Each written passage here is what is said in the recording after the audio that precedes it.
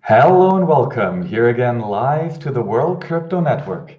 We are talking again on the show Open Source Everything about one of the most exciting open source software wallets that we have on this. We are talking again on the show Open. And could you guys mute the YouTube, please? Open source. So, and who we are joined by again is the team behind the amazing Wasabi wallet. So we have Adam here, the lead programmer. Adam, how are you doing? Hi guys, thanks for having me. Oh, absolutely. And we're also joined by Hermet and Greg. How are you guys doing? Hi, we're doing fine. Thank you for your invitation. Yeah, thank you. Well, really looking forward to this conversation. Last time we showed the audience exactly how Wasabi worked. So from the installation to doing, opening the wallet, sending the first Bitcoin on chain, and then how a coin join might work. And today we are going to talk a bit more about further improvements that will come to Wasabi before the stable release, which is up in 5 weeks.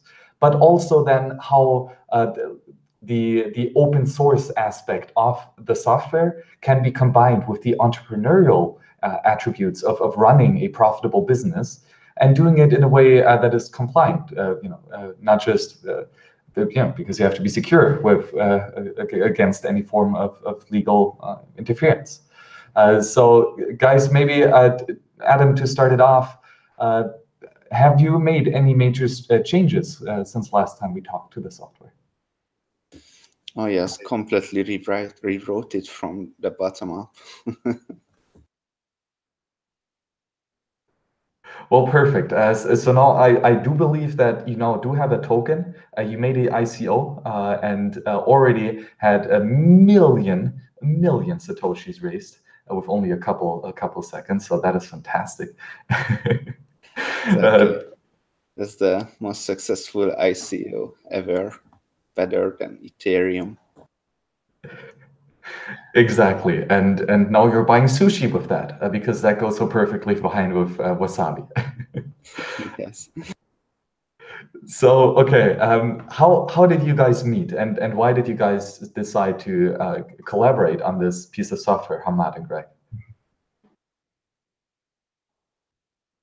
Right, I do them.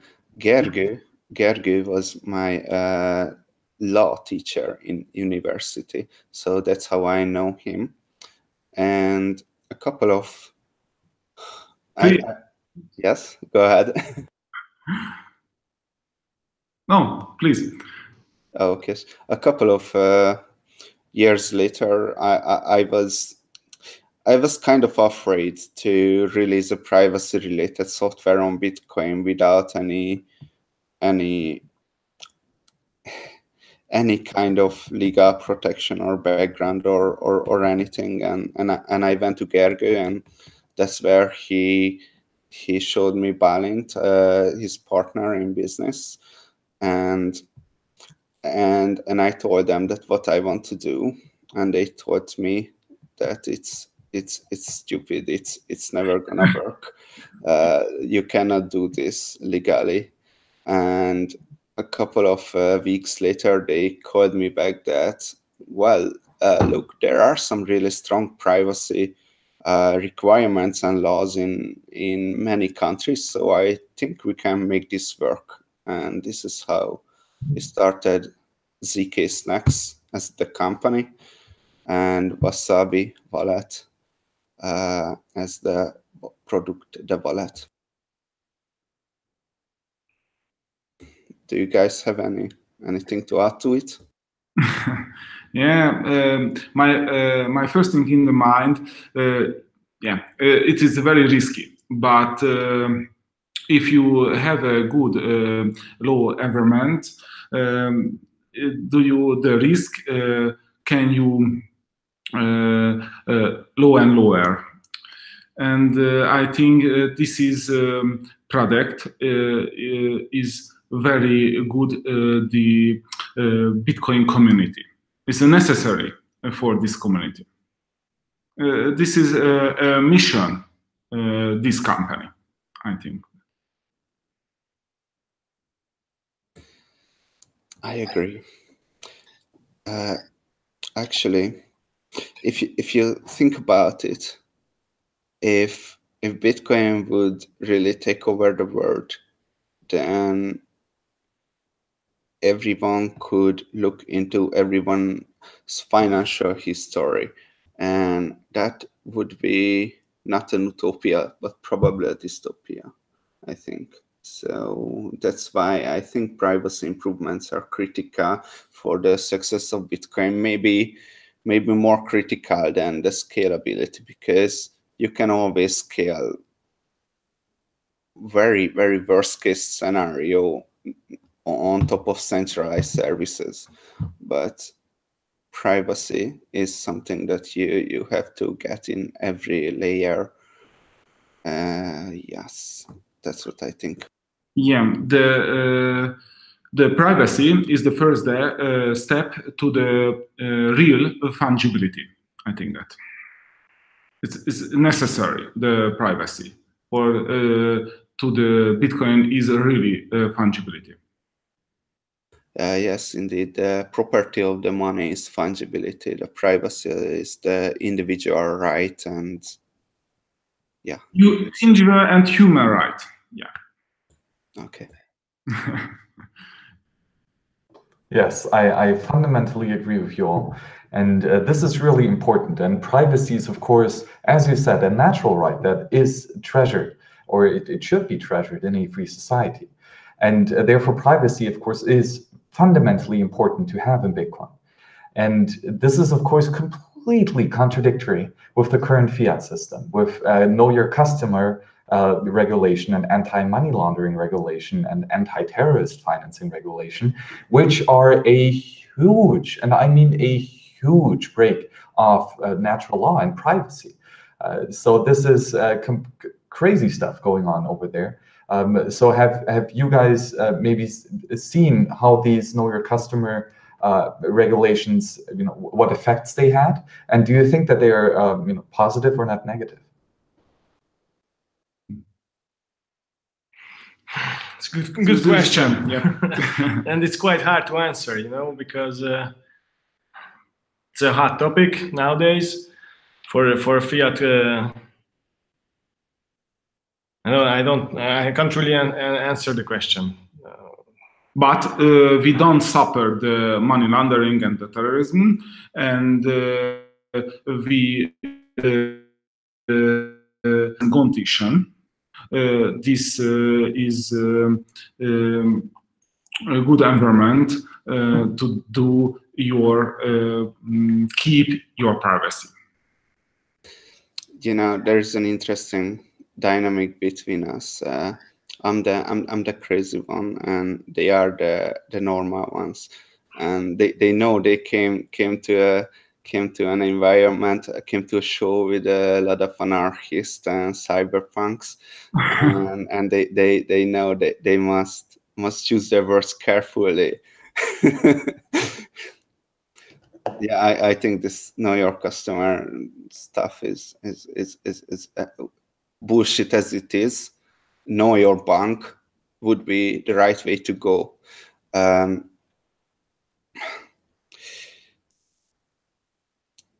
Yeah, but it doesn't. So we don't collect any data. So it is actually not. There is no regulation that would affect us. So that's the good side of it, and not even the GDPR, right? Yes. So not even that, because those regulations are only applies to things. Those are collecting data, and we don't. Yeah, GDPR basically regulates those companies, institutions, and so on, who are collecting data, whether this is name, gender, date of birth, whatever. But since we don't do this, we are not under the GDPR regulations. This, on one side, this makes our operations easier, since we don't have to care about this and handle this at the moment yet, to say, because the regulations are not so, well, how to say, not so strict in this environment, in cryptocurrency environment. There are countries nowadays that are starting to regulate it. There are countries which are regulating it in the right way, and there are some which are regulating it in the wrong way. Some are welcoming these kind of operations, if you want to establish any kind of blockchain company or whatever, and the others are quite against it. Which one is going to win? We will see. I hope the ones which are welcoming it, and we are working on it with good products, hopefully, and this can be a good kick towards well, the utopia where Bitcoin can be a currency. Well, you know, mass adoptions trumps regulation. So how legal Uber is?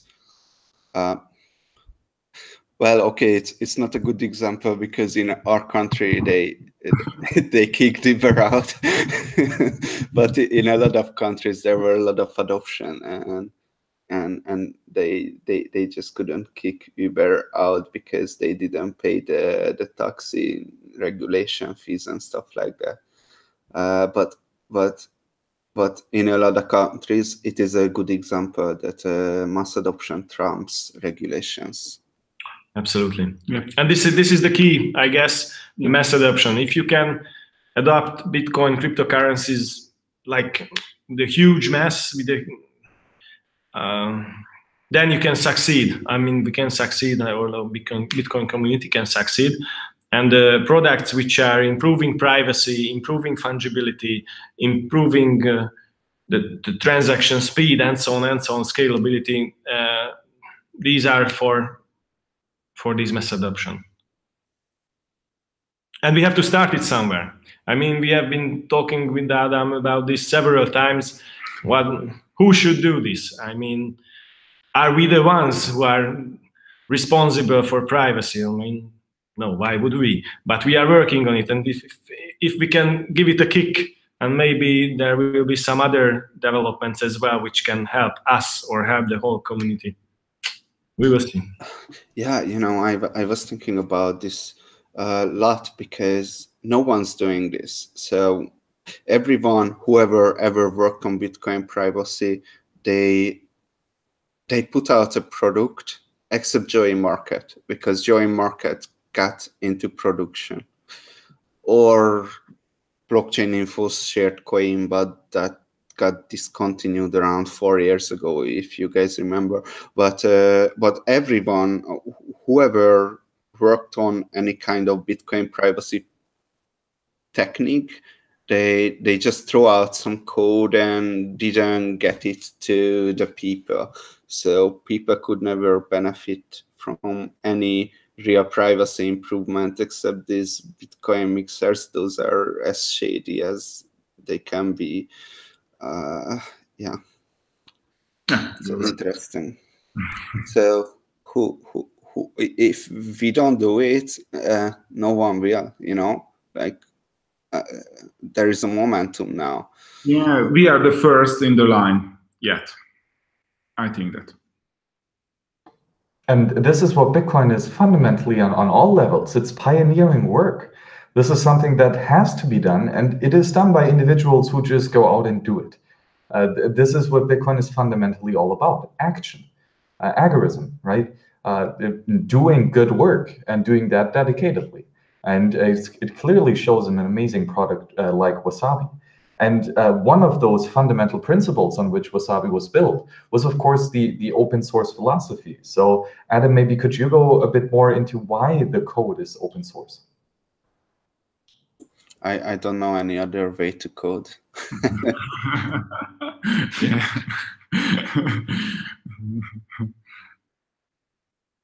I mean, you know, GitHub provide a free repository to put my code in, so I thought that would be a good way to store it.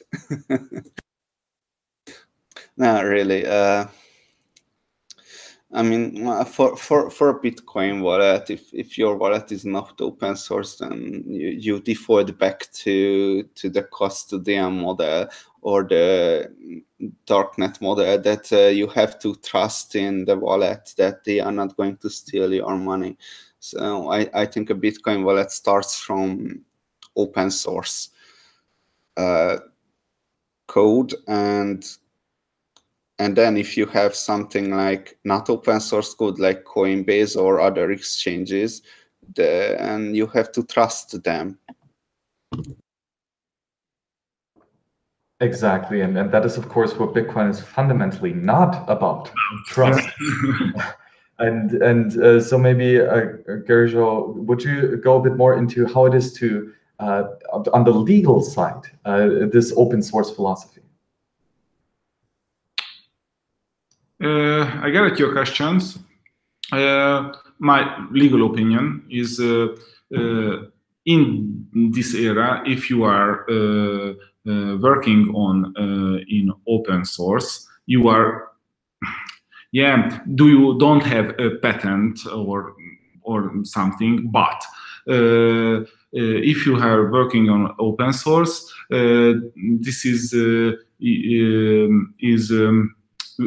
your goodwill in this community, and this community is the number one, the goodwill. I think that it's something like the tit for tat tactic. Are you familiar with the prisoner's dilemma? You guys, that there are two prisoners, and I don't know, it's pretty common knowledge that there are stuff if you cooperate or if you cheat the other prisoner, or if both of you cheating, whatever, there are different kind of rewards, and it turns out the best strategy to go with is the tit for tat, which means you always cooperate until the other one cheats you. In that case, you cheat them, and then you cooperate again until they cheat, and then you cheat, and then you cooperate again, and this is the most optimal strategy for the prisoner's dilemma. And open source is kind of like this, that you cooperate, you assume your goodwill that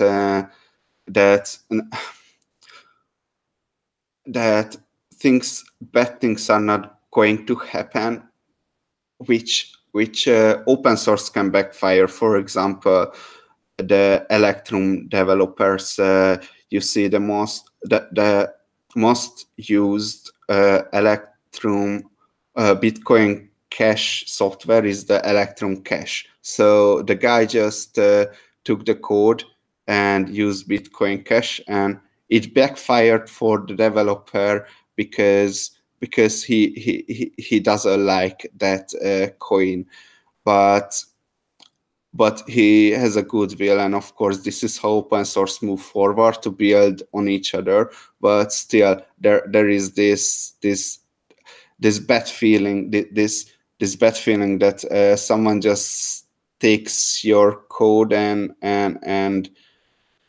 puts into something that you really don't like. So it's a bad feeling, but you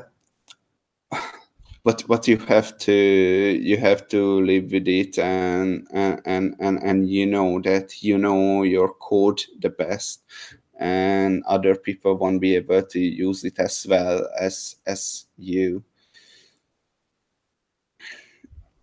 Tit for tat. Exactly, and this is what Bitcoin is also a big part, is reputation, and this tit for tat. So how do you guys think, can you set a reputation in a legal sense? Do you think that you can be a good precedent case for how to run this type of service?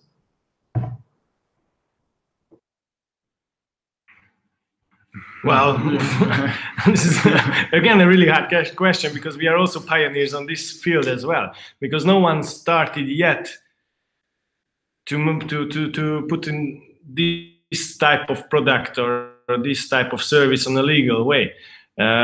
It's not illegal to say, so it's absolutely legal. No one says you cannot do this, you cannot do that. Since it's not absolutely regulated until the very, very small pieces. And we will see how it's going to work out. We are pioneers also on this field, so yeah. It's hard, really hard, and it's going to get even harder as we are progressing forward, and we are going to gain adoption. build up user base. Yeah, Adam, what did you want to say? I just wanted to help you find a word. I wanted to say, as we are progressing forward to gain adoption. Oh yeah, yeah. Get more popular. Yeah, we are getting more and more popular. We will see. Okay, so maybe then let's get into the differences here, because let me share the screen. We have, of course, the Wasabi wallet, which is a fully open source, software that is fundamentally speech, and so not really owned by anyone, right? But then we also have the zkSnacks company, which is a limited liable company.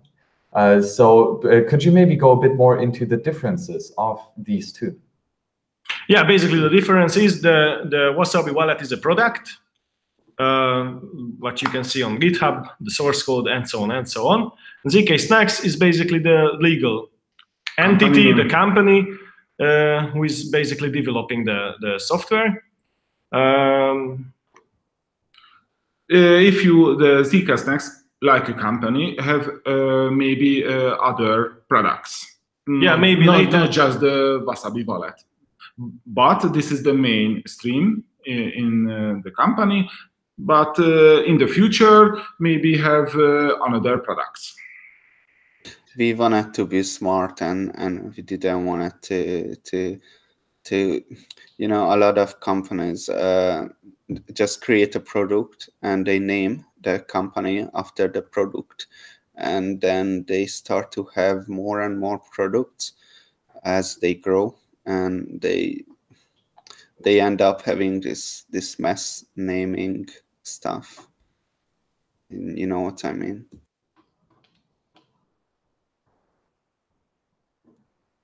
Okay, and so what form of company is zkSnacks, and where is it located at? The zkSnacks is a limited company, and it's established in Gibraltar. And why specifically did you choose this type of company and Gibraltar's location?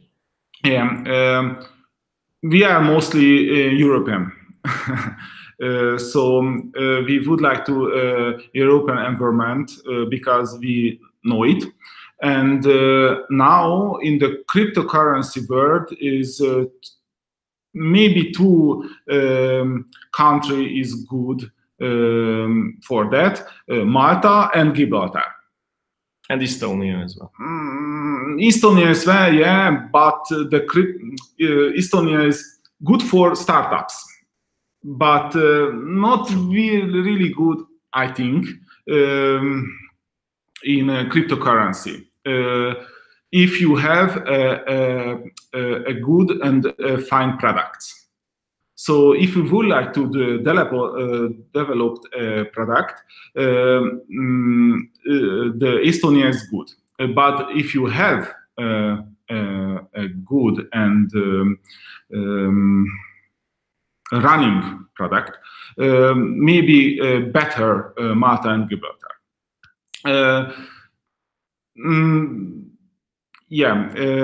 And maybe Gibraltar now is better like Malta, but after the Brexit, maybe this change, because the European Union regulation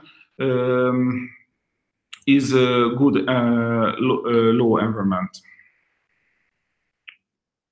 And now the negotiation in the British government and the European Union is not regulated the Gibraltar status.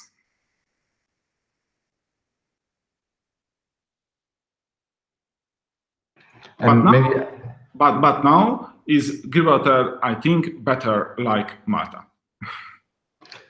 So Adam, maybe from your side as the software developer, you know, how much do you focus? I have no idea about any of this stuff. That's exactly what I wanted to hear. That's good. so then for you, it is only you bring out the software, you make it as good as possible, and you know, the niche of law and making this whole thing sound in a juridical sense is done by, of course, the expert. Just like they are not doing the coding. So I know, write code. Not contracts.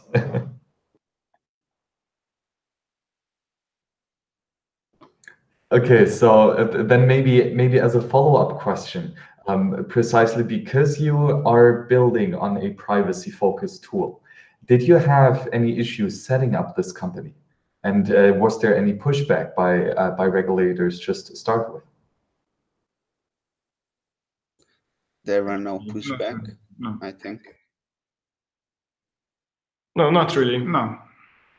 You know, it's really good because I have no idea about any of this stuff, and I a lot of time I ask myself, Gergo and David is so useful, because if I would have wanted to go and create a company by myself, whatever they do, they create a company in 1 hour. I would have to do it in 1 week or 2 weeks and read and everything and catch up about all these things that they know. So yeah, they are really useful in this regard. That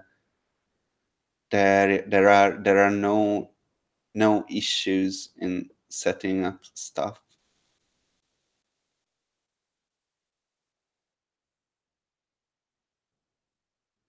Yeah, that's it.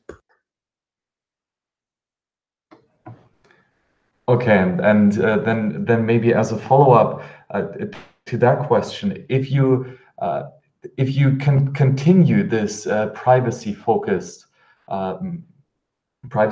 approach, do you think that there might be you know, stones throwing in your way of having just of having this company? As is the case with many Bitcoin companies. Many Bitcoins do have problems. For example, getting bank accounts, fiat bank accounts, or, you know, having delayed registrations of their companies. I never heard any Bitcoin companies does have problems and they are non-custodial. Have you heard about Electrum having a problem, or Bitcoin Core having a problem? It's not a company, of course. There are too much misinformation, you have to say that, but you know, those are non-custodial. I haven't really heard about Mycelium. These companies don't really have issues. So I know what you're referring to, but if you think about it from the non-custodial point of view, there were no legal issues. Yeah, absolutely, that's the case. Because whenever you hear problems, it's about when fiat comes into the picture.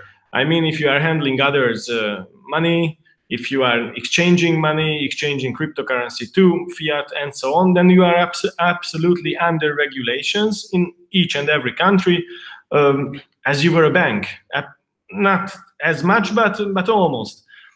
And as long as you are non-custodial, you are not handling people's money, you are not exchanging it, neither from Bitcoin to Ethereum, whatever, or to fiat or whatever. You are not handling their money. You are only giving them a platform where they can send and receive Bitcoin.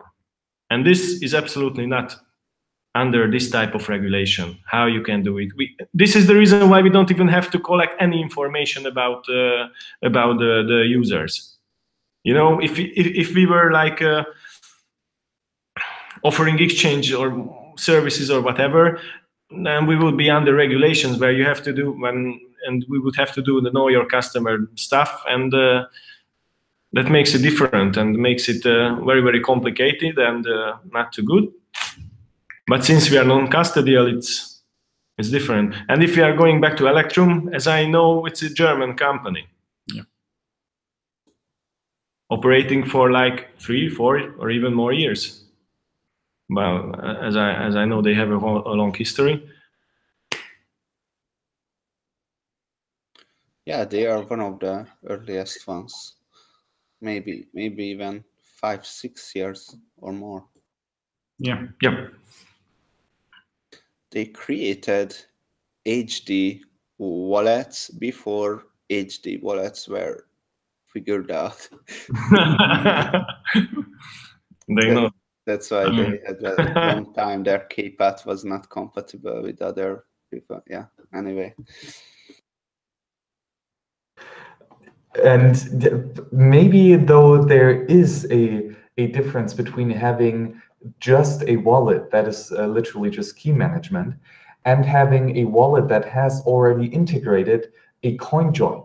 So maybe from a technical level, because you are, as I understand it, handling the coordination of this coin join, does this make it fundamentally different from a wallet other than, let's say, Electrum, which has just sending Bitcoin and not this coordination of the coin join?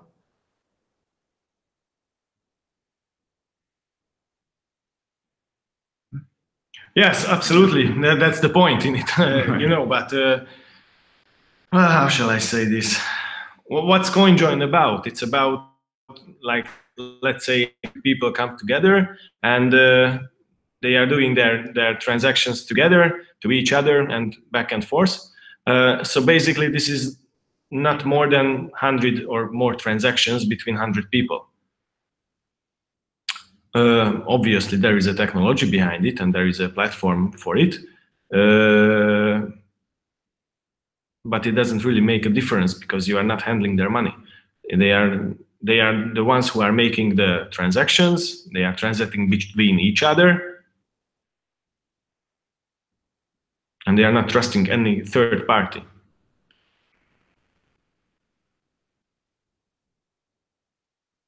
Adam, any other? Yeah, I mean, if law would work as logic does, then we would be totally fine. but you know, there are a lot of politics and stuff in situations, and that can hurt us sometime in the future. But you know, the regulations are clear, so if they don't change it from under our feet, then it's gonna be fine.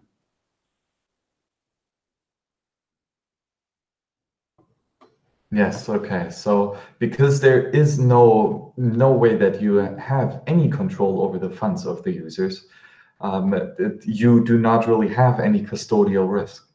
But might there be the possibility of a new law coming out that, or of course you cannot say that, but do you think that it would be, you know, a useful law to make this coordination of the setup somehow restricted? Well, the code is already out. You can't take it back.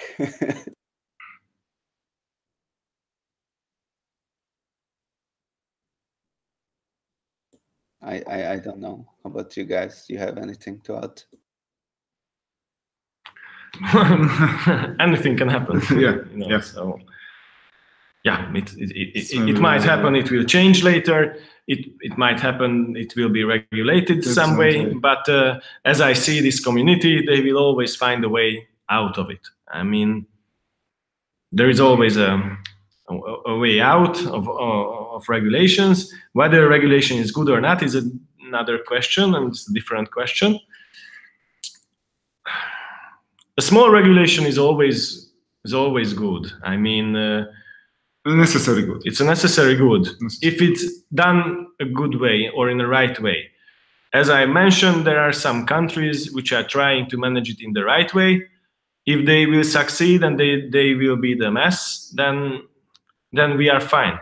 But as long as soon as we are stepping on someone's feet who who is against this whole cryptocurrency stuff and Bitcoining, then we can obviously, I mean, not hurt ourselves, but it can hurt the community, if you know what I mean. Banks are already working on blockchain solutions. It's different. It's not the same, but they are starting to adapt the technology. We don't know how they are going to adapt the cryptocurrency, whether it's Bitcoin or 5 years later it's going to be something else. It's really difficult to answer. I mean, there is not even an answer for this. You know, yeah. So right regulation for us would be more clarification. That could go a long way, but I'm afraid to ask for it because I will end up getting some clarification that we're not gonna like.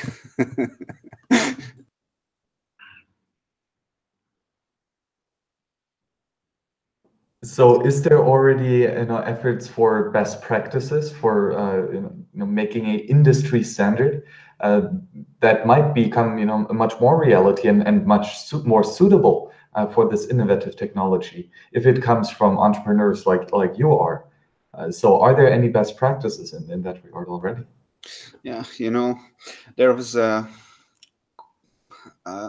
I think I can say it because it's kind of public now. Have you heard about this pay-to-endpoint stuff that Blockstream put out to his website? And I wrote about that. I wrote a blog post about it, like Team Rocket and people like, wait, I have to think about who lets their name be there. Yes, so from the Joy Market guy, Adam Gibson, or Adam Beck from Blockstream, or Matthew Highwood from Blockstream, and Tim Ruffing from CoinShuffle. Anyway, it was really an A team, and we came together and we were thinking about how can we make a trustless and a decentralized CoinJoin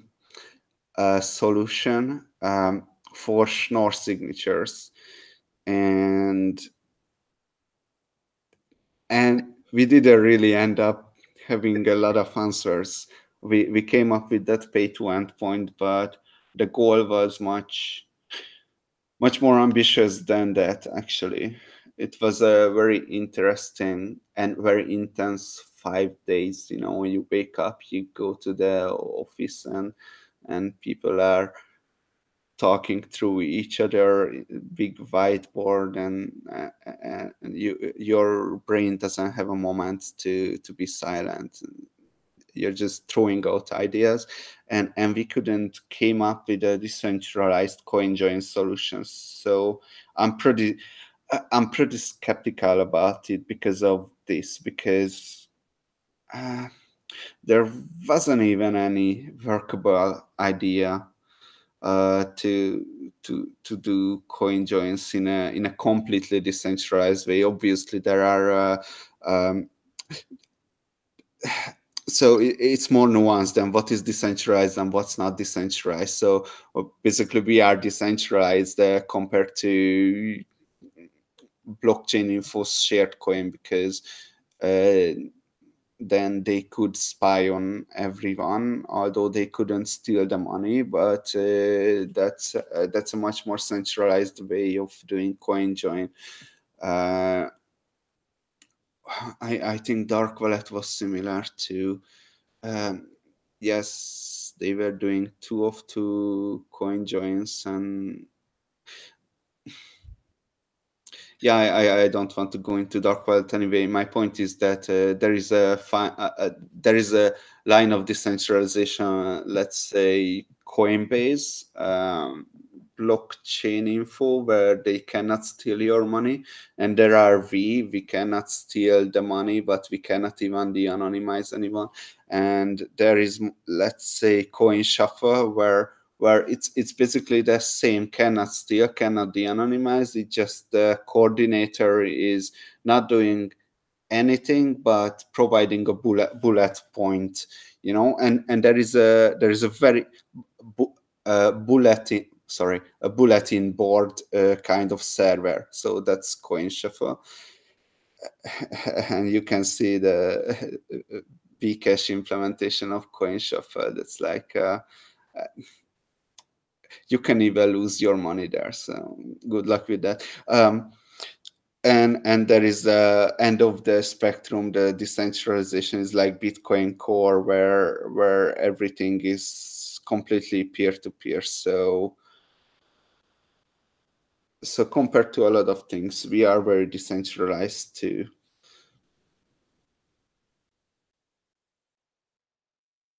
I actually don't know what I started to go into with this, but feel free to champion.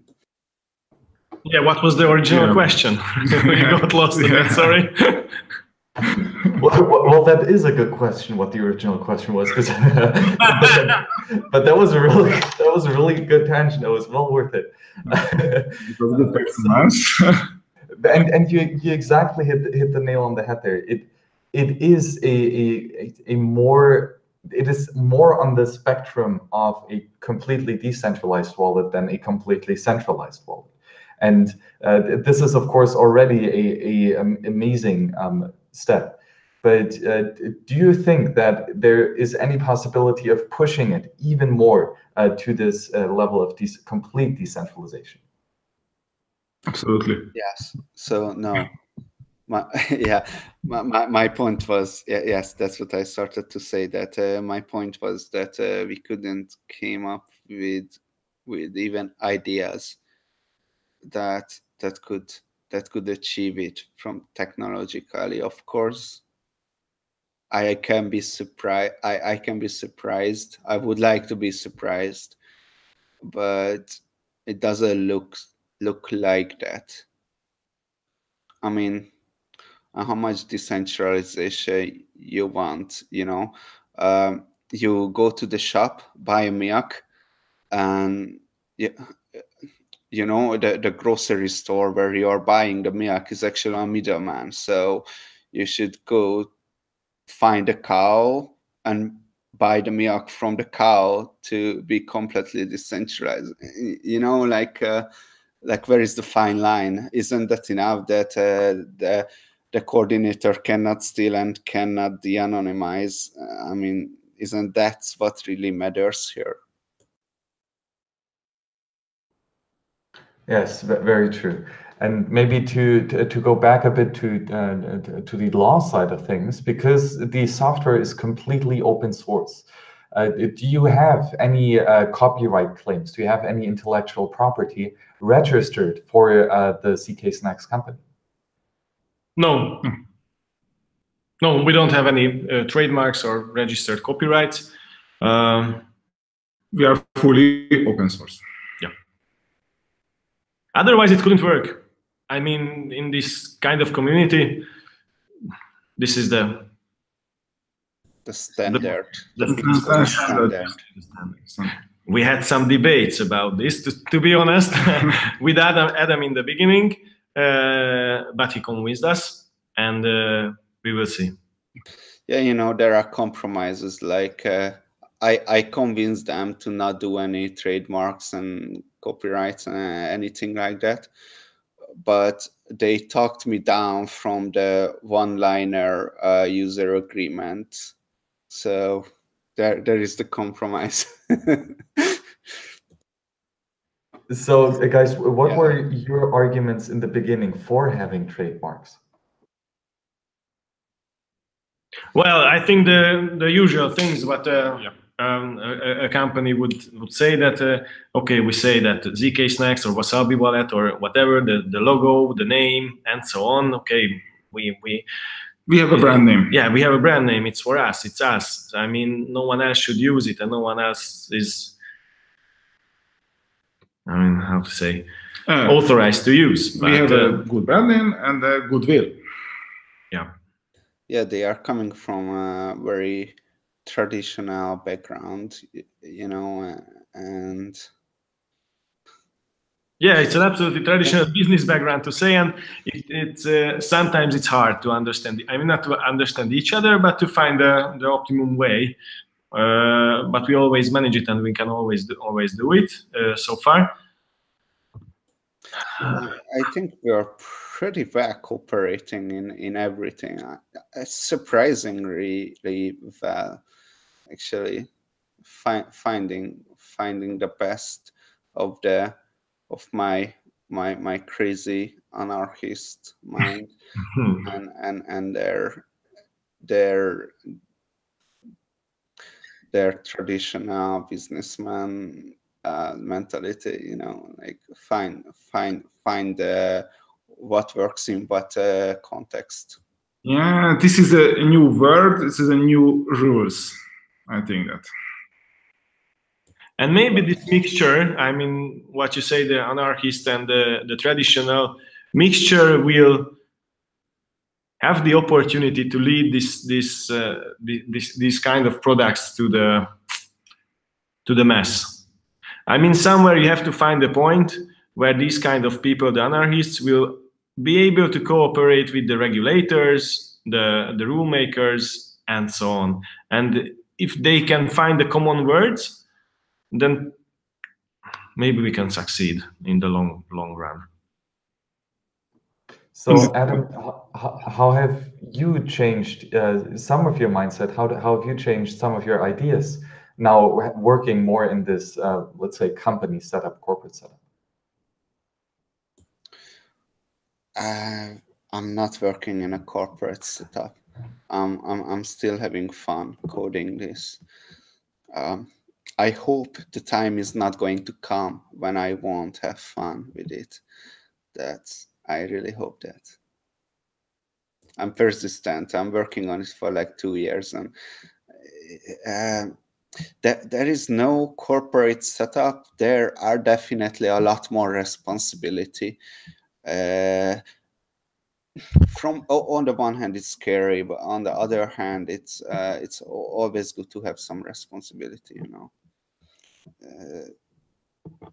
makes you learn more and act more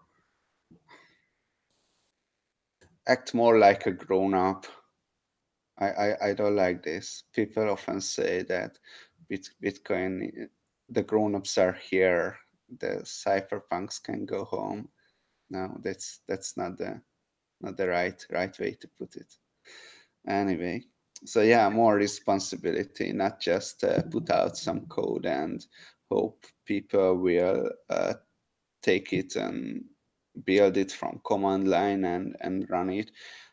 There is a long way to put product to the market, and I am willing to walk that product.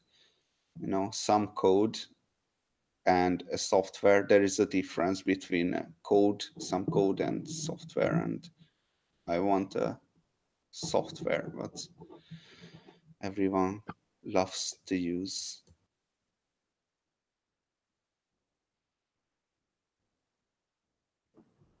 And that is, of course, what fundamentally this is all about, building a product that is actually useful, right?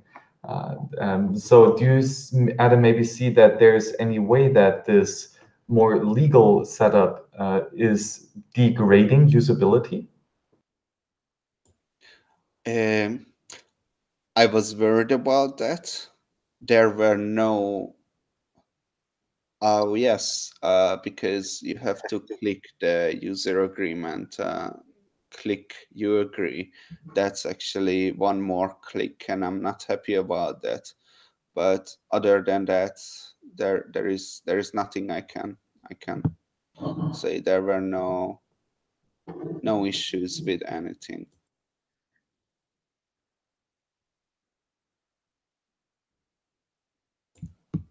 Maybe I wasn't really clear that from a user experience point of view, the less click you have to do in order to complete your job, the better the user experience is. So that was my point, that there is a plus click in generating a wallet, and that worsens the user experience. But it's not that problematic, I have to admit. Maybe it's not such a big problem. Maybe for the early adopters, it's not so good, and they won't like it. But later on, in my opinion, the users who are not the really early adopters and the core Bitcoiners are absolutely aware that whenever you start to use a software or program, whatever, you have to accept the terms and conditions, whatever it's about. So in the beginning, maybe it will probably be a bit of, not so comfortable. But later on, I hope better and better. Yeah, later on, hopefully, the users are not going to dislike it. And of course, here the I would say the main thing that you see here in this terms and condition is that it is long. It is a lot of text. So just from a user experience, I'm probably not going to read all that before I do the initial setup. I actually did not read it before I did the initial setup of this. I went through it now before the show just to get educated, but ultimately. This is a lot of text that I will probably not read as a everyday user. Yes, it is not a 600-page user agreement, but still a lot of text. So why do you think is this in general important, Armand? Because we need a shield. That shield is necessary for the money laundering and terrorism and etc. So if someone would come to us and say that we are facilitating money laundering or something stupid like that, that makes no sense, because we wrote in our user agreement you cannot money launder with this software, right? And our users agreed that, and that's a legal contract. Yep. You see. And of course, sentences like this that we recommend to first learn the basics of Bitcoin and Bitcoin transactions before starting to use our service, which of course, this makes sense. This is actually quite good advice. And does this continue in this entire document, that it's not just legal babbling, but actually, good advice that users should know? Yeah, as I remember in the beginning, we are also mentioning the private key, how important this is. If you lose it, what happens? Yeah. Password, never give it out, and so on and so on. So there are some good hints. Yeah, some hints and some advice. If you are a newbie or a new to Bitcoin, or what, you don't even know what. Okay, we didn't write out what private key is. Not everything is a core developer. Yeah. But if you check out our website as well, we are writing about how does it work, why is it not private, what's privacy about Bitcoin, why is it not anonymous, and so on. So we are trying to educate our users as well. In the long run, it's among our mission. I mean, it's part of our mission to educate the community as well, those who are not so familiar with Bitcoin and who needs to hold their hands through this jungle.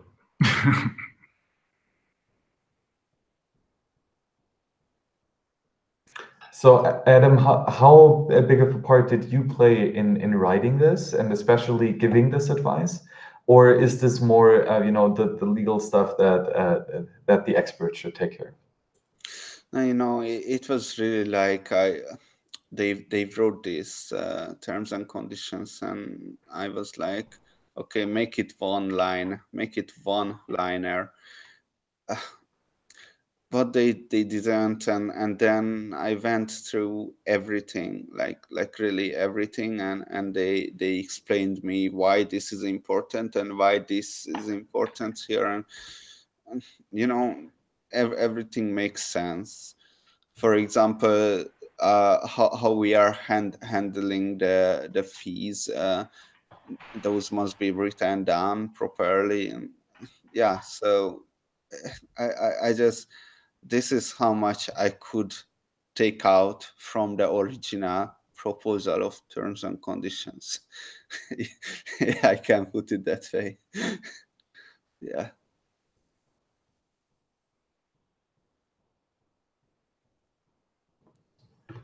Okay, really nice. And maybe, you know, from just a casual end user experience, could you actually make this more, let's say, illustrative?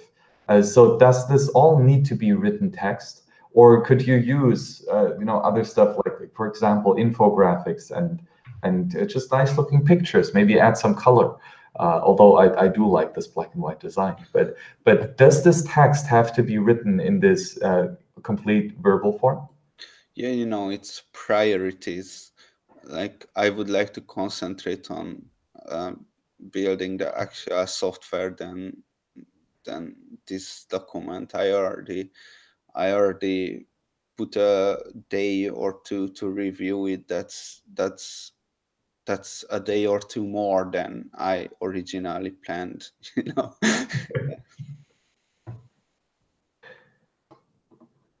Yeah, by the way, you got the point, because infographics, as you mentioned, it's among our midterm plans to make it a bit more illustrative. But yeah, first thing first, the software should be fine, and it should be working well and stable, and then comes the other things. Yeah, the other things which are making it nicer. Yes, I agree. Priorities are really important. And here, clearly, the priority is on providing a high quality service. And when it is a good quality service, then yes, having this legal protection is good, but hopefully you're not going to need it. But this is a shield that you absolutely can and that you should use. Because, you know, we do not live in a vacuum. And although many of us in the Bitcoin space have this, you know, no intellectual property, no bullshit, you know, kind of attitude. But this, of course, does not mean that that in the current incumbent system, these laws are not being enacted. So it's good to have this as a shield. Yeah, actually, the software is about the intellectual property. The software is open source under the MIT license, which means you can take it, you can use it for anything, you can modify it, you cannot you cannot put another license on it and kick us out, you know what I mean. So you cannot steal it like that. You cannot say it was your work. That's it. But you can take it, modify it, do it whatever you like.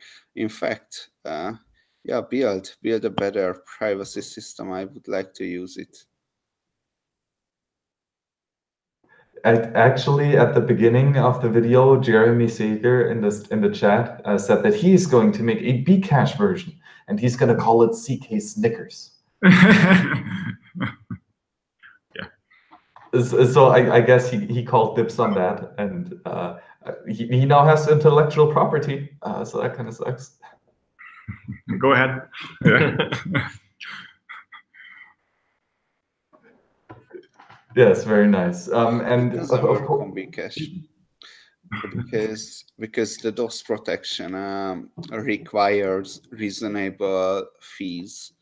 Otherwise, denial of service attacks can be launched against the coordinator if there are no, at least I don't actually remember what but there must be some transaction fees, some Bitcoin fees, in order to avoid denial of service attacks. But no one using it. The block space is free, so the attacks are unlimited. Of course, you can build a software that that does denial of service protection in a different way, but I mean, good luck for any Bitcoin Cash programmers if they exist. Well, but I thought that 0 Satoshi per byte, 0 confirmation transactions are super secure. They are, especially without a malleability fix.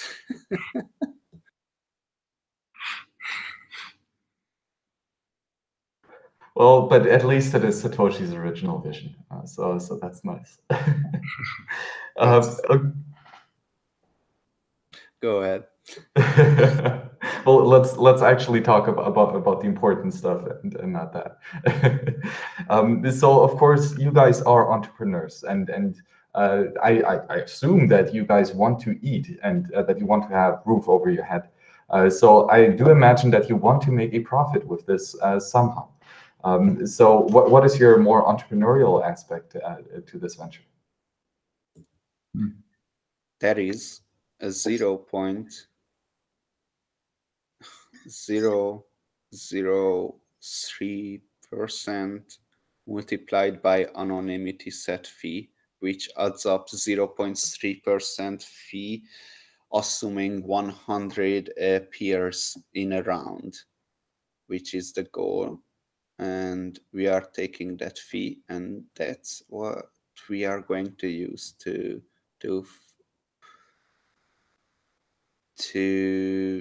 finance the development of the software.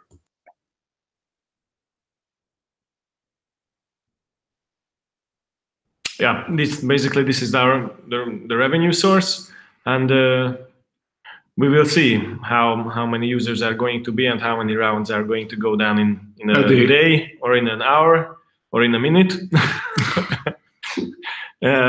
Quarter. Yeah. So we have some estimations, but we will see after the 1.0 stable version. At the moment, the beta release is out. A lot of people are using it. I mean, there are rounds every day, we can say. A lot of even rounds. More rounds a day. We are positive. We are positive. So is this gonna make you super rich? Is this gonna get you a bunch of Lambos, or is this really just minimum fees to cover some of the costs that you already dedicated to this project? I would like to. I would like if it would cover the developers we are hiring right now, because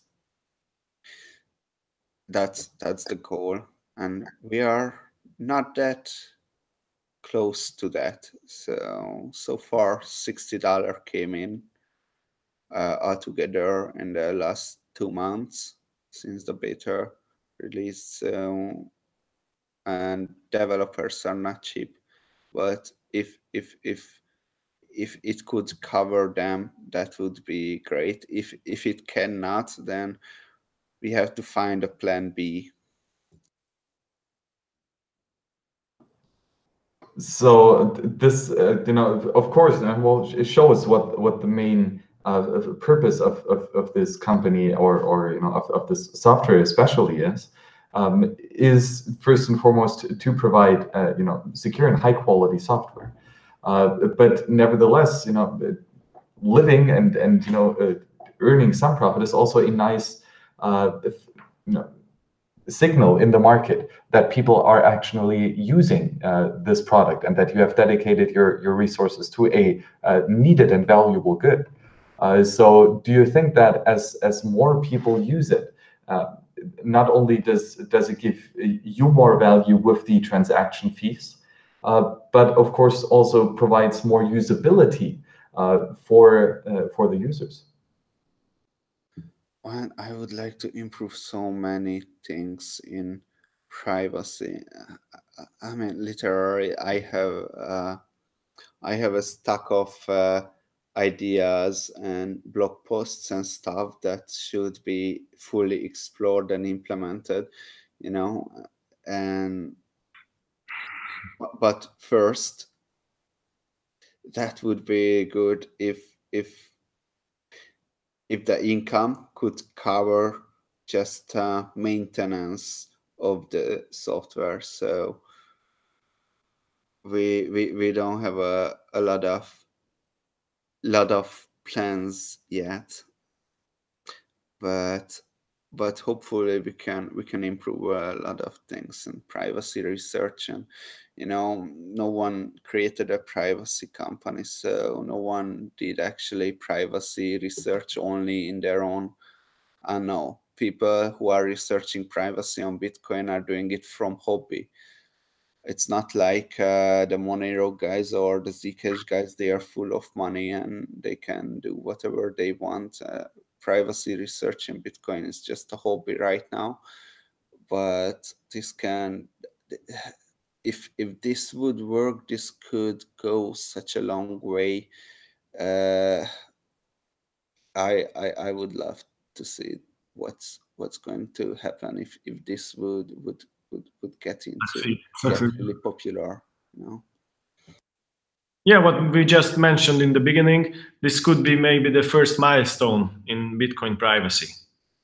I mean, and later on, some other developments could be built on it, and maybe we can start the way for real privacy in Bitcoin. I mean, just think about confidential transactions. Confidential transactions are hiding the amounts of the transaction outputs, and it is such a huge improvement. But it's the same that I think Blockstream is financing some of the developers for it. So that's where they get the money. But yet. If there would be more research about it, then we might even see confidential transactions in Bitcoin. I don't think we will see anytime soon with the rate of privacy research in Bitcoin. But I would like to, yeah. So things like confidential transactions, or even just Schnorr signatures. I mean,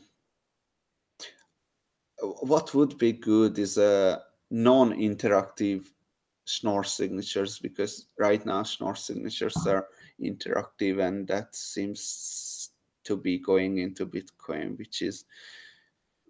which will bring a lot of challenges at the least.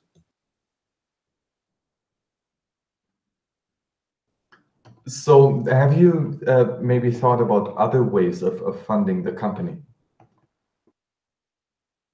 Yeah,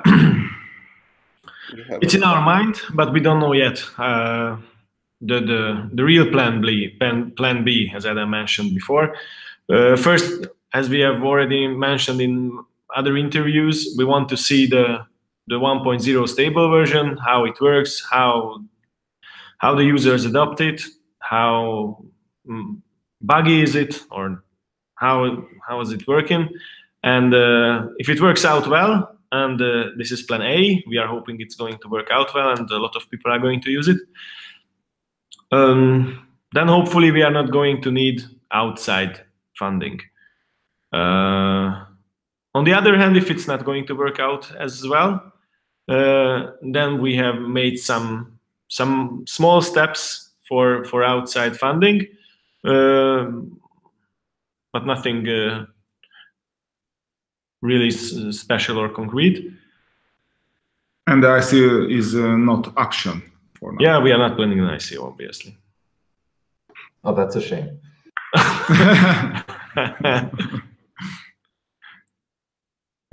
but actually, okay, of course, all those previous ICOs have been quite flawed. But do you guys think that there is generally a possibility of a ICO working and making sense? I mean, it's working. It's it's working. People are making money, so in a sense, it is working out. Or depends on the side of view, which side you are viewing it. I mean, yes, I think we are not on the same platform with Adam regarding this question. Obviously, the ICO option came up, but we agreed that we are not doing any ICOs. But an ICO could maybe, well, it's basically a crowdfunding, a more advanced type of a crowdfunding. If there is no product, no service behind it, then it's obviously a scam or a fraud. But if it's a good product and it's a working product, then maybe it has some more sense. Yeah, Like, but you know, there still is the stigma that you're going to make a joke out of the brand, and that's the biggest issue with that. Yeah, absolutely. You do not have to convince us. Yeah. Yes, which is a shame. It is a shame that these early ICOs really have just been such a complete fraud, most of them, all of them. But fundamentally, I do believe that there is quite a lot of value of having a scarce unique token that you can sell, and especially for open source software, if you do it right. So maybe one project that has maybe a similar business model than you have is the Bisq decentralized exchange. And they, of course, have the Bisq DAO. By the way, Manfred Karre is going to be on the show next Wednesday, so stay tuned for that. But maybe could you go into the possibility of having a, not even an ICO token, but just a community token that somehow supports development? It doesn't have to be a token. It must be something smart, something that we can say that if you put money in it, then this is what you can expect to get back from it. I think that's how it could be. It could be something that makes sense, but it's yet, you know, you have to think really hard and long and about this kind of questions, and you're just wasting your time instead of working on the product, you know. So, and anyway, there are other options like, do you know the CoinJoin bounty? Do you know about that? So in 2013, when Gregory Maxwell first described CoinJoin in the Bitcoin Talk forum, then he created a bounty. Since 2013, people are sending money to that address that Maxwell put there. There are 3K holders. It's a 2 of 3 multisig. So one is Greg Maxwell, other Peter Woolley, you know, the Bitcoin core developer, and the third is Tamos, the r/Bitcoin Reddit owner. Yes. And so they are holding the keys, and those CoinJoin donations were coming there since 2013. So we would love to get it or some part of it. I'm not sure what's going to happen, but at one point we will ask about it. If this doesn't work out, so okay, the first one is the income. That would be the best if the income came in. The second one, ask for the CoinJoin bounty, and the third one, maybe get some traditional investor or something like that, that angel investor. That would be good.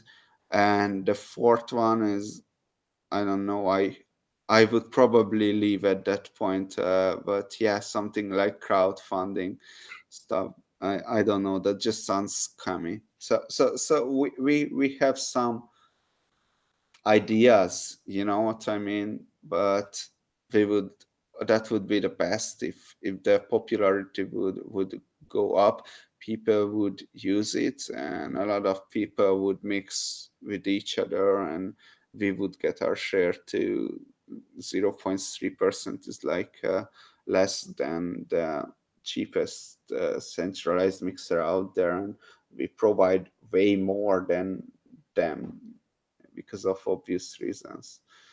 Yeah, interesting. These are the things we are thinking about.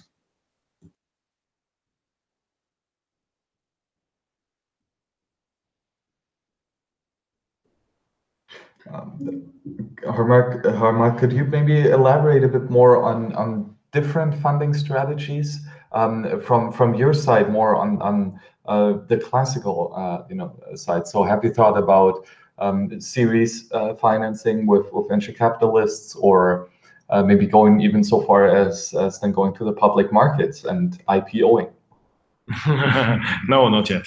Yeah. No, absolutely not. I think regarding an IPO, we are in the, I don't know, step zero or step -1.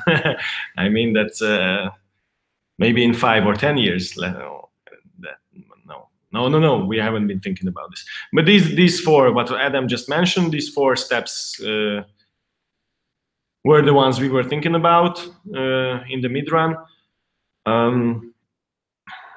Maybe some traditional investors if the income doesn't come, but no further discussions were made about this yet. Yes, and again, it is priorities, right? So first get out the product. Yeah, then absolutely. The priority is the first stable version.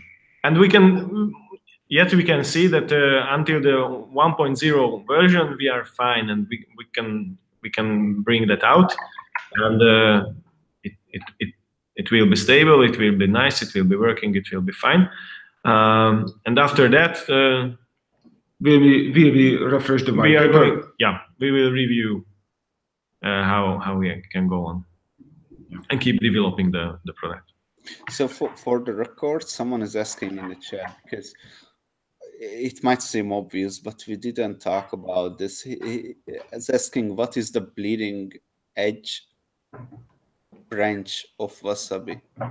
Okay, so the question was different than what I thought the question was. I thought he was asking that why Wasabi is important, and it's because compared to traditional mixers, it cannot steal your money and cannot de-anonymize you, and can provide a huge anonymity set as the traditional mixers. And the amount analysis, subset sum analysis is not possible with it. But to answer the question that what is the leading edge branch of Wasabi, it's actually the master. Usually right now it's the packaging branch, but usually the master. Okay, and maybe now here what we have is this bounty fund posted here by Greg Maxwell. Of course, in true cypherpunk fashion, all with PGB signatures, both of Maxwell, but then Peter also, and down there we have, I think we're missing the last signature. Oh no, here, Themas. Oh, there it is. And this sums up to this address, this multi-signature address, and on that there are already 46.4 Bitcoin. So truly lots and lots of Satoshis here lying. And this would truly, or this is a fantastic project of just supporting open source development, is creating these official bounties. So is this a common thing in Bitcoin? Has this, or is this happening on several different research projects?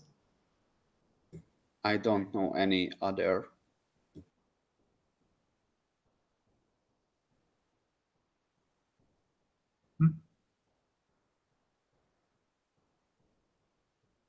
I don't know any other bounty like this.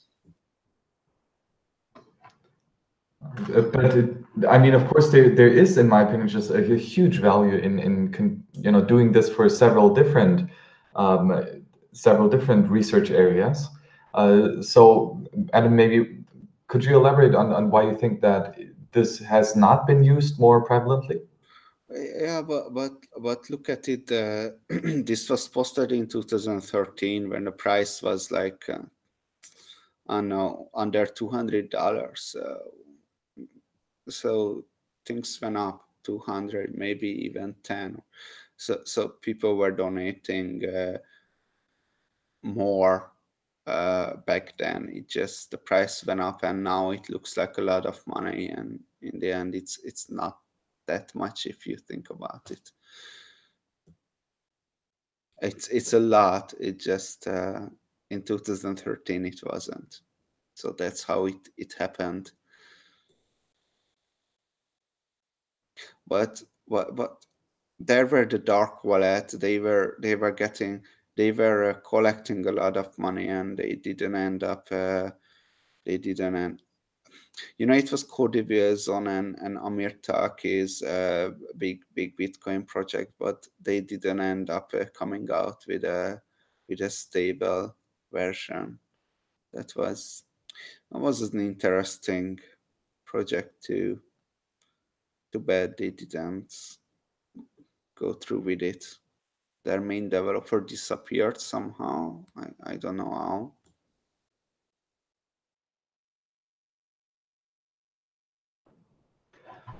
Well, I do think that donations are a nice way of supporting these kind of projects, although it is of course difficult to incentivize this donation. So that might be some further research here to see how people can get incentivized to supporting this project. And of course, paying a mandatory fee is one way of doing this. But have you maybe thought about doing this more of a pay as much as you like way for these coin joins, to say that if you want, you could only pay this minimum fee, or also if you want to support the development even further, you could pay double, triple, or 10x. Might that be something? Not really, because that would probably. I think we talked about it in the last episode. And I was a little bit unsure about this, but it would ruin the anonymity set, probably, because it's just another thing that would encourage patterns. So this person usually pays this fee, and this output usually probably is this person. You know what I mean? Yeah, I become unsure again, but never mind. There are a lot of nuanced variables that you have to think through very, very carefully, not in a live show. but I don't think it would make a lot of sense. I think. I don't think it would be that useful, or it would make a difference. Yeah. We have here in the chat a question from, again, Za. That's a hard name to pronounce.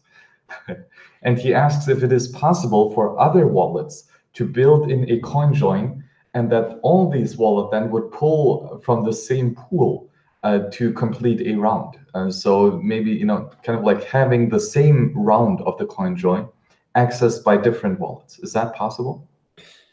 Yes, it's entirely possible, but I would not like to see that. So it would be great for us because we would get more fees, but I would not like to see that, because there are other things, that how your wallet behaves before the mix and after the mix, and if it behaves different from Wasabi, and it definitely does, because there are so many metadata that can be an issue there, like are you using RBF transactions, what kind of fee rates are you setting, and there are, how do you order the inputs and the outputs? So there are a lot of this kind of metadata that can identify your wallet. So that would mean worse privacy if there would be different wallets, at least at first, until someone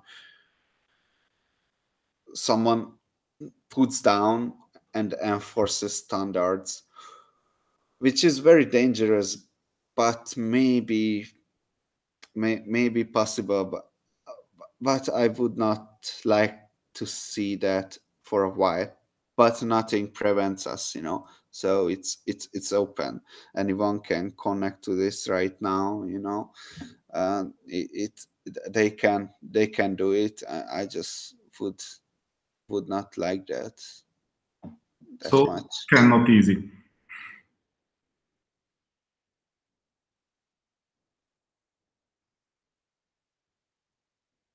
That's it. Okay. And then another question in the chat. Would it be possible to make some sort of staking feature to stake coins for 24 or 48 hours to help liquidity in the rounds?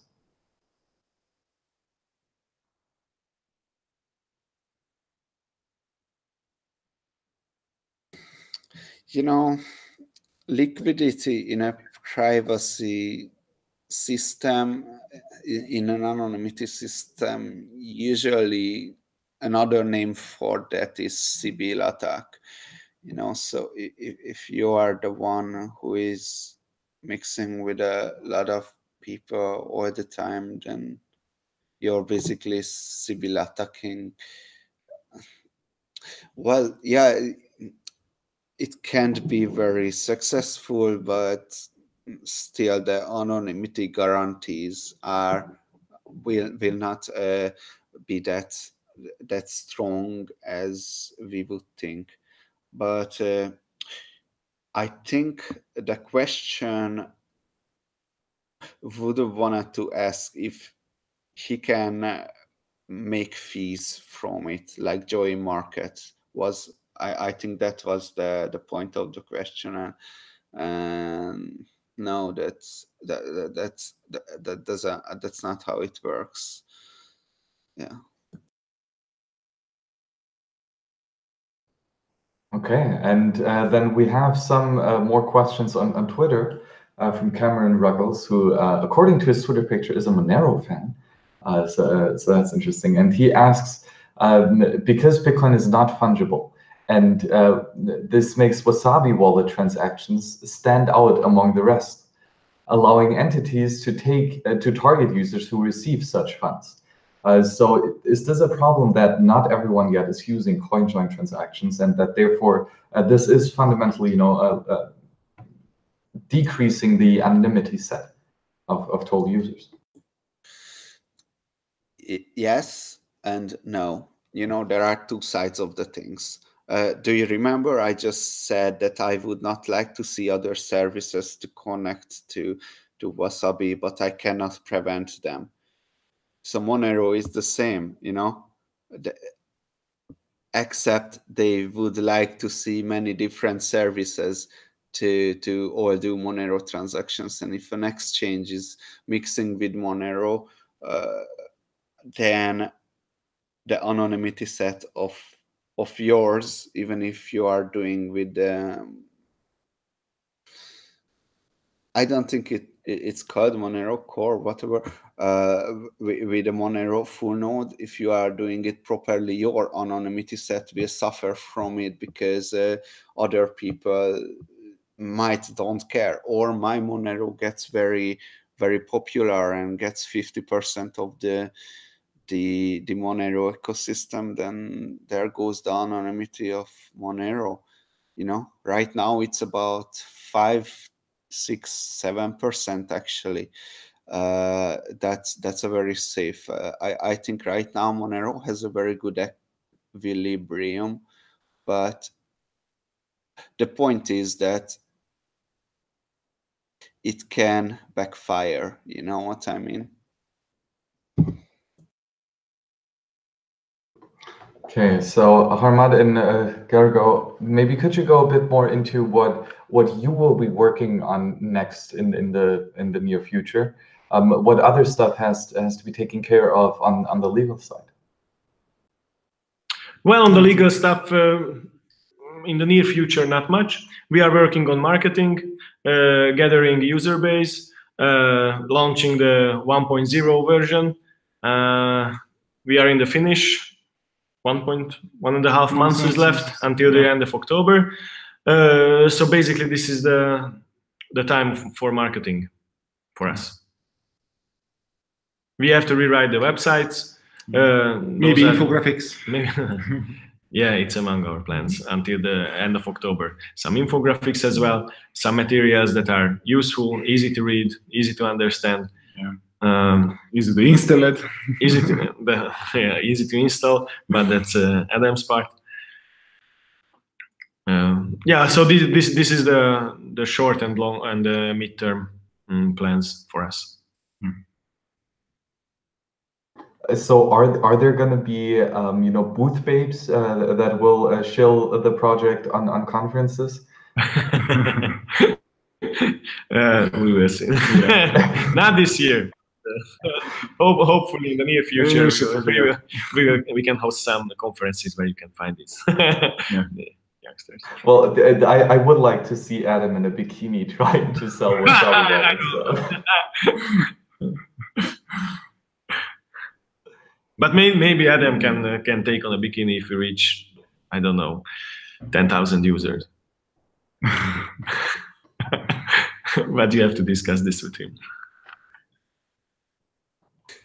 Yeah, if we reach. Not going into that because I know we will. People want privacy. I think it's inevitable to reach a lot of users because it's something that's so basic. And how can you even transact with Bitcoin without? It's so dangerous, like 4 years back anyone can look into your financial history. Like, it's so crazy to think about it. Yeah, looks like naked without privacy. Yeah, absolutely. And if you think it over, most of the users, I mean the future users, don't even know this is a problem.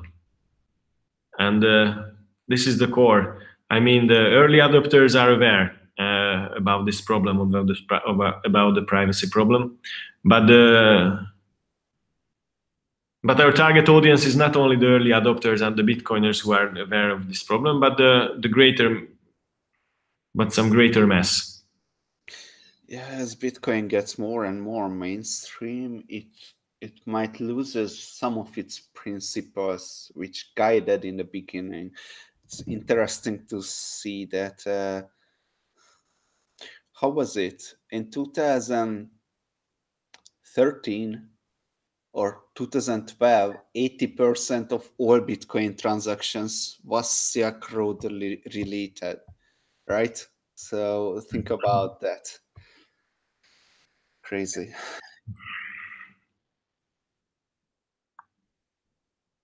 Yeah, and times are changing.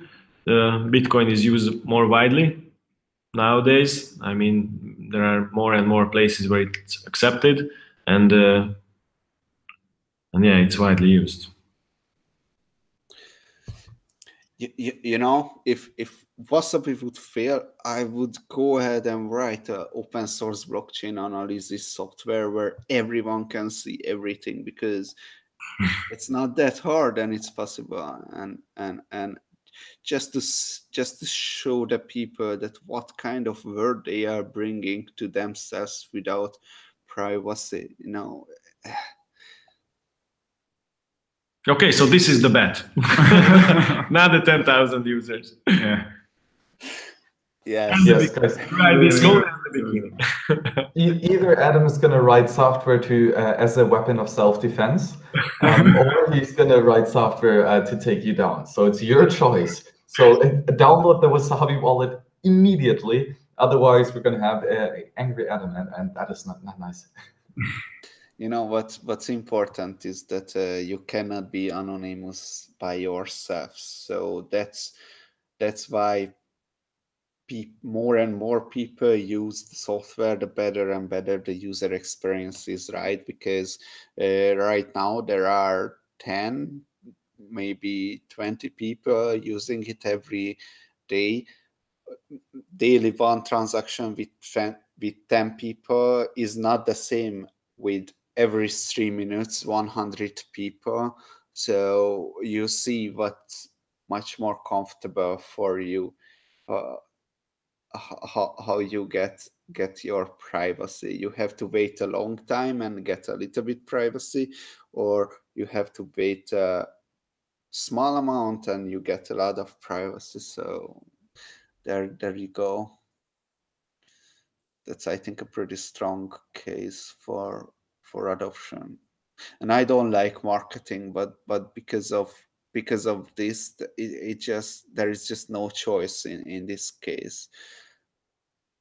There must be some kind of marketing. We are concentrating right now on user education, not like putting up a billboard on Shibuya of Tokyo, you know. But that would be nice too. No, not Tokyo.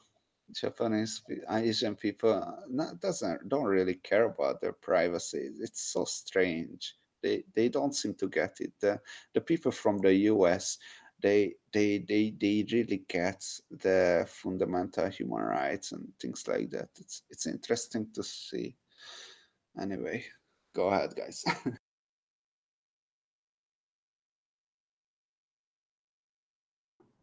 Okay, Adam. Then maybe to finish this off, if we go to your website at zkSnacks, there is a roadmap and future, and let's just read what is coming to the software. That, by the way, is already outstanding and amazing. Number one, Lightning Network integration. What the hell? Come on. Direct privacy-focused transactions, radical new visualized user experience. I would say experience. Revised DOS protection with ticketing system, and support for Android and iOS. So this is a fantastic roadmap. Could you maybe elaborate a bit on what is coming? Okay, so the Lightning Network, okay, these are development ideas, but I can comment on them. The Lightning Network integration is, I think, no wallet can avoid integrating the Lightning Network, you know? I mean, if Bitcoin doesn't fail, then it's simple must, then the base layer is not going to be able to handle that many transactions without a lot of fees. So no, in the end, no wallet can avoid Lightning Network integration. Direct privacy-focused transactions are there are a couple of things. One is the pay-to endpoint we already talked about. The other thing is join market. We could integrate join market, as every transaction that is not our Bitcoin join transaction is going to be a join market transaction, which would be nice. Yes, exactly here in this tab. Or if the Bitcoin join transaction actually becomes as big and as frequent as we hope, then this can be the direct send transaction, right? So if in every few minutes there is a Bitcoin join transaction, then every direct send would be a big part of a Bitcoin join transaction, which would be really interesting. That would be idea. So this is about that.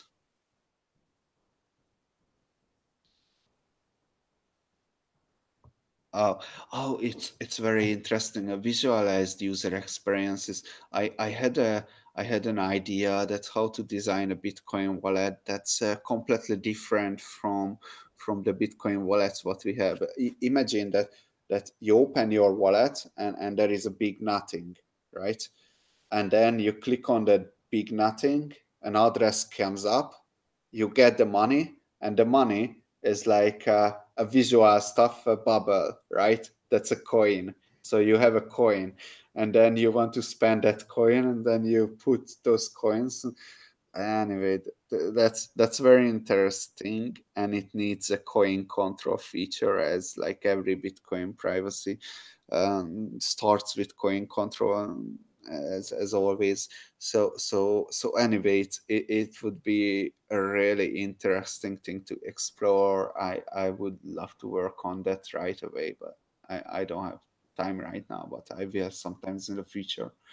All right, so yes, this is what we are not going to do. It's just to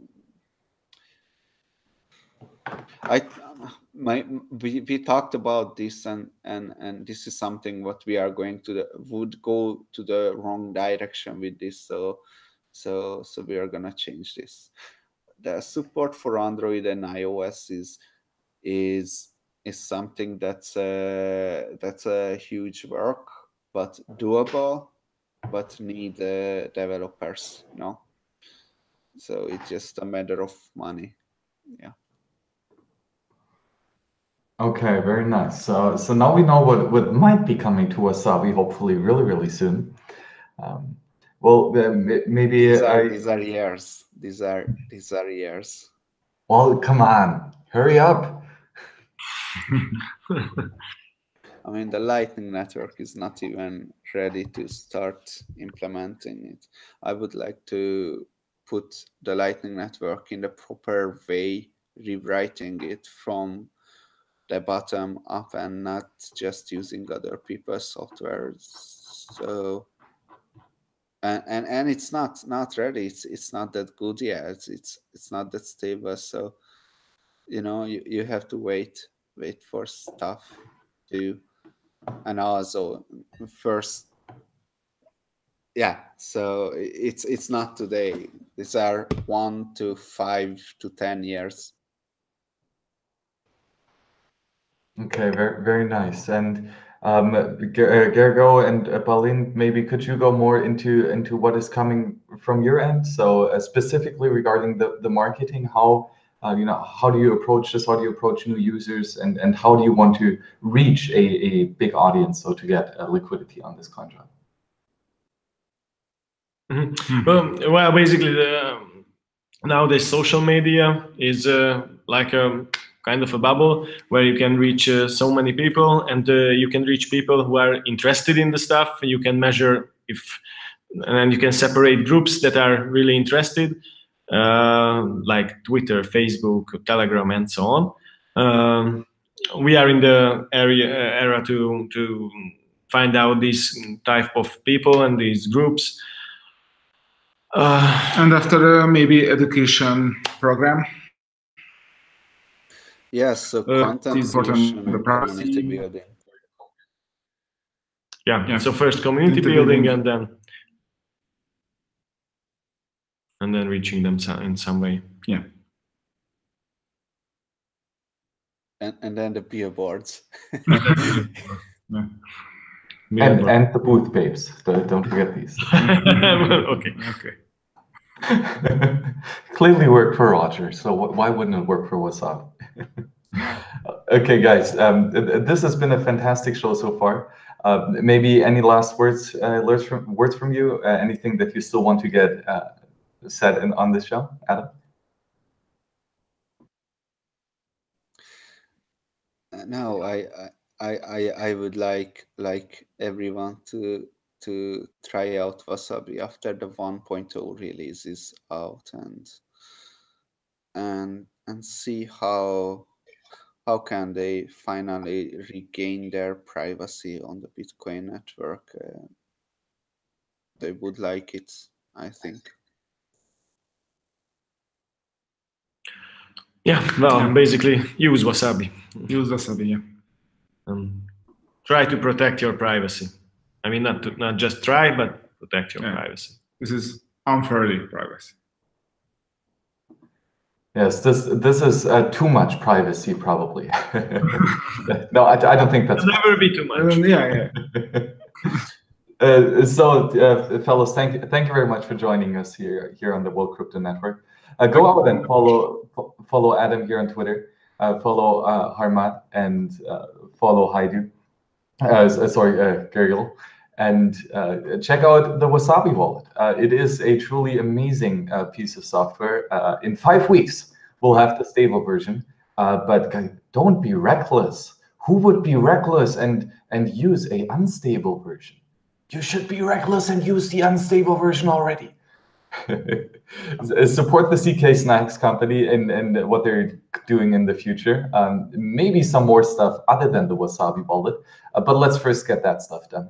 So quite nice that you focus on this. Check out the open source code on GitHub, because why not? You should. It's amazing.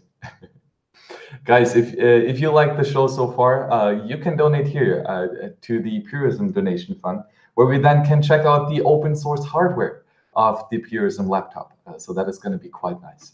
And of course, absolutely, check out Wasabi Wallet. It is amazing. It truly is amazing. I like it. The more I think about it and the more I play around with it, the cooler the software becomes, in my opinion. So I'm really looking forward to what else is going to come to this beautiful piece of technology. And it is already amazing. So the more people use it, the better. So thank you for joining us here tonight at the World Crypto Network, talking about the Wasabi wallet. So Adam, see you on the next show. Thank you. See you guys. And same for you two guys. Thanks for the opportunity. Thank you very much. Thanks, bye. Bye-bye. So this has been the show, Open Source Everything, and let's see you on the next show. Bye-bye.